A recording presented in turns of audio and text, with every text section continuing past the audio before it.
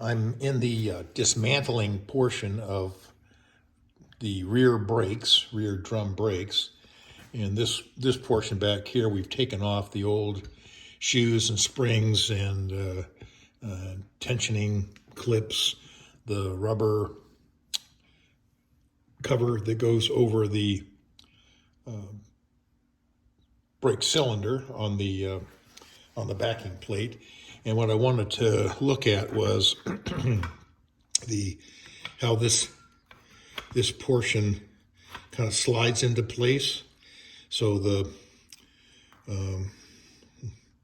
is what it looks like from the back side, and this is the portion that would fit. So this is the portion where the brake shoes would go, and this is the back side of the backing plate.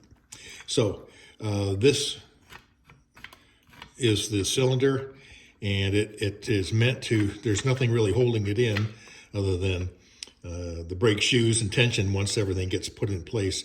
So to remove it, it's simply a matter of dropping it out the back side of the plate, or the front side of the plate, however you want to look at it. So this is what a Bugeye brake cylinder looks like.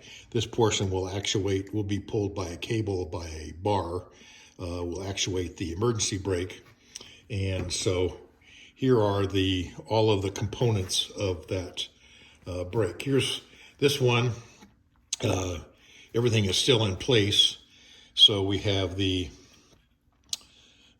brake cylinder, retaining clips, brake shoes, springs, top and bottom, and all of the various pieces on the back, the rubber shroud. This one is actually torn, and this little banjo bolt down here where it comes in and then it's bled off to the back side. So that's where we stand right now. We're going to dismantle both